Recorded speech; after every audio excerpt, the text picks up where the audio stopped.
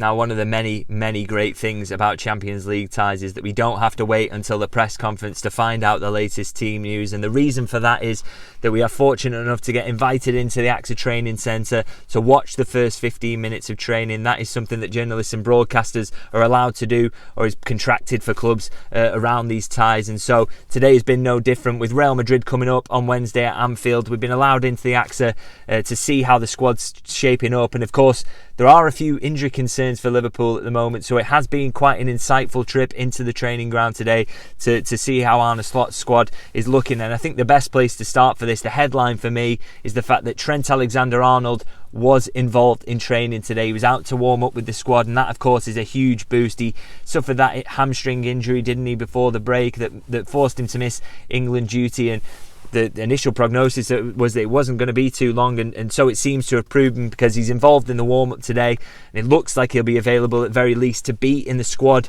against Real Madrid. Now, of course, that comes with its own storylines amid the uncertainty over his future, but I think there's no doubt that it's an absolute boost for Liverpool to have him involved in some way. Whether that's as a starter or not, we will have to see, but I think that's the huge news coming from the training ground today, that Trent Alexander-Arnold is back in training.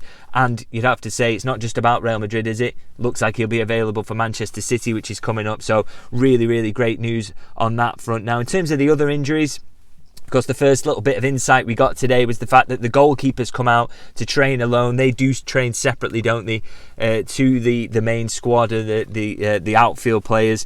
Now, we didn't expect Alisson Becker to be involved in this one. Arne Slot was pessimistic about it when asked earlier in the week, and so it looks like it's going to prove that he's going to miss out. We didn't see any sign of him with the goalkeepers today, so it looks like Quivin Kelleher is going to keep his spot. And no Diogo Jota either, another one that Arne Slot said he didn't think would be ready for Real Madrid, and again, didn't come out to train with the main squad, so he's not going to be part of the squad to face Real Madrid. Again, for both of them, let's see if they can be ready for Manchester City. Certainly hope so, and it would be a boost to have them back, but obviously not involved in training yet, so that adds that extra doubt around them. Now, there has been another injury blow suffered by Liverpool today, in that Kostas Tsimikas, we know, is going to be out for a little while with a turned ankle. He sustained that injury ahead of the trip to Southampton, and there isn't quite any certainty really about the timescale on this one just yet, and the reason for that is I think maybe they just need to let the swelling go down and have a closer look at it. And sometimes with the turned ankle, one day it can feel better kind of suddenly out of nowhere, so they're just going to let it heal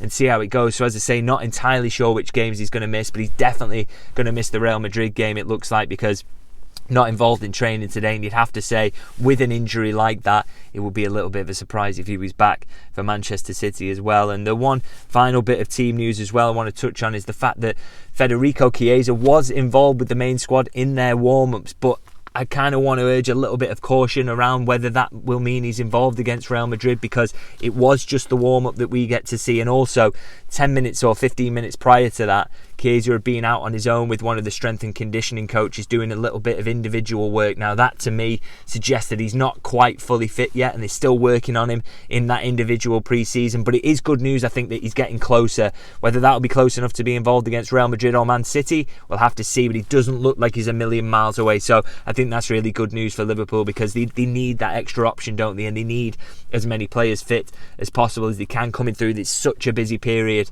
Having someone like him around would be a real boost. And as I say, he's getting closer than we've seen in recent weeks, at least anyway. So it looks like he's getting nearly there to being back part of the squad. Now, I'm going to pick my starting 11 to face Real Madrid on the basis of the things that we know about that team news. So as usual, do let me know in the comments what you think about this. You may disagree with my starting 11, but I'm going to reel through it now. And of course, in goal, I think it's a really obvious one, isn't it? It's going to be Quivin Kelleher starting there, with Alisson Becker still out with that hamstring injury, and no fear really about him being in the squad on the basis that he's been so good, hasn't he, coming in for Alisson, been so steady there. I thought even in conceding twice against Southampton at the weekend, he was quietly impressive in his work. So no problems with Quivin Kelleher starting in this game against Real Madrid. And in terms of the back four, I'll start at right back. Obviously, Trent Alexander-Arnold is back involved, but It'd be pretty amazing, really, wouldn't it, if he was involved in the first team straight away after missing so much football with a hamstring injury. So imagine he will be on the bench and in and around the squad, and for that reason,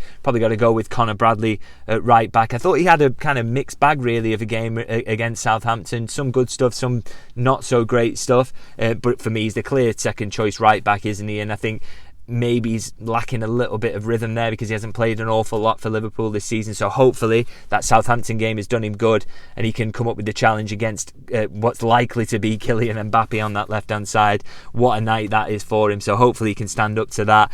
On the other flank, at left back, of course, no Kostas Tsimikas. So again, I would have loved him as a rotational option for this one. I think Robertson, for 2 or 3 games in a week, it's hard for him at the moment, and it's no coincidence he looked his best against Aston Villa when he'd had a little bit of a rest coming into that one, and then struggled against Southampton after the international break where he played twice for Scotland. But I do think he's going to be in for this one. I think his experience there, his quality.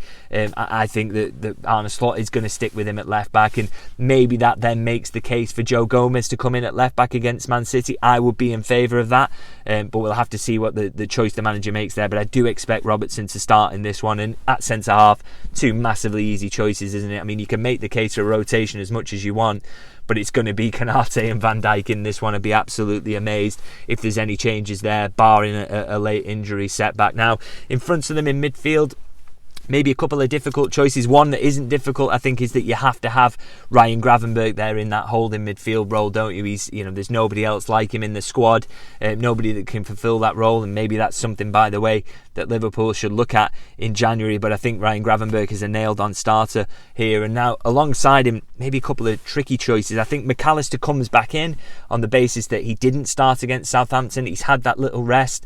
You want his quality on the pitch because he's a massive player.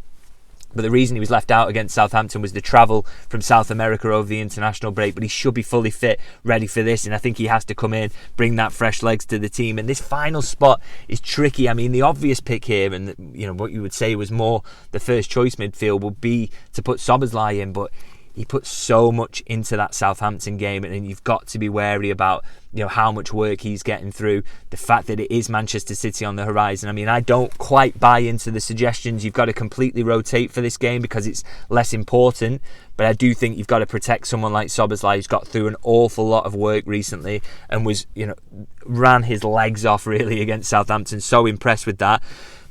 And when you've got an option like Curtis Jones who you can bring in, didn't play the full game at Southampton, for me that's an easy pick because particularly as well, I want Szoboszlai's running against Manchester City with the way that they seem to have lost legs in midfield. I think that can win the game for Liverpool. So I think to leave Szoboszlai out of this one and go with Curtis Jones will give you then an easy pick to bring him back in for Manchester City. So that's my pick in midfield. And in the forward areas, again, some difficult ones. I mean, start with the easy one. Mo Salah will absolutely start, and again, he will want to get one over on Real Madrid, won't he, after the poor record Liverpool have had against him under Jurgen Klopp, and the fact that final in Kiev where he went off through injury. So no doubt that he's going to start on that right hand side. And then the remainder is maybe a little bit tough to pick. I mean, you would be tempted, of course, no Diogo Jota, to go with Darwin Núñez again. But again, he's one I'm a little bit worried about the intensity that he's being put through. And I want him at his absolute best against Manchester City. And so, with no Diogo Jota there as an option to rotate in that centre-forward role, I think maybe we might see Luis Diaz there again. And, the reason that the manager went with that in the game against Bayer Leverkusen was that he felt that Bayer Leverkusen's centre-halves want to get up against their centre-forward. They want that physical contact and physical challenge. And I think you look at someone like Rudiger, he will probably approach the game in the same way. You can probably drag him into areas that he doesn't want to go. And so between that, the fact that Luis Diaz is so capable of doing that in that area, and the fact that, as I say, with Darwin Núñez, you almost want to protect him and you want to make sure, he did that travel to South America, played almost 90 minutes against Southampton, then it's like, can he do another 90 minutes and then another 90 minutes against City at that high intensities? For me, it makes more sense to use Luis Diaz in this game and then get Núñez back for City. So that's my pick in the centre-forward role, and of course that leaves then on the left wing a really, really simple choice in that Cody Gakpo will of course fill in there if Luis Diaz is absent. And I think Cody Gakpo came off slightly earlier, didn't he, against Southampton, so again it's someone with fresh legs, and he probably won't start against Manchester City. So for me, that makes a good, strong front three, and some good picks that, yes, you're thinking about that Manchester City game a little bit, but a lot of it as well is just trying to get the freshest legs you can on the pitch, because I think with the Anfield atmosphere and Real Madrid struggling a little bit with injuries, this is a game where Liverpool will want to be full throttle. They'll want to be physical, aggressive, and try and run the legs off Real Madrid, and then do the same against Manchester City. So that is my pick. As per usual, do let me know in the comments what you think of that. Let me know your thoughts on the team news as well, and how Liverpool is shaping up. And I want to hear your score predictions as well. These are big games, aren't they? How confident are you going into this against Real Madrid that Liverpool can get the result? Do let me know what you think. And as usual, if you can like and subscribe. I'm going to be at Anfield on Wednesday for that game. I'm going to be at Anfield on Sunday for the Manchester City game, so to give my post-match thoughts. So don't miss out on that. Hit the subscribe button, and I'll see you guys very, very soon.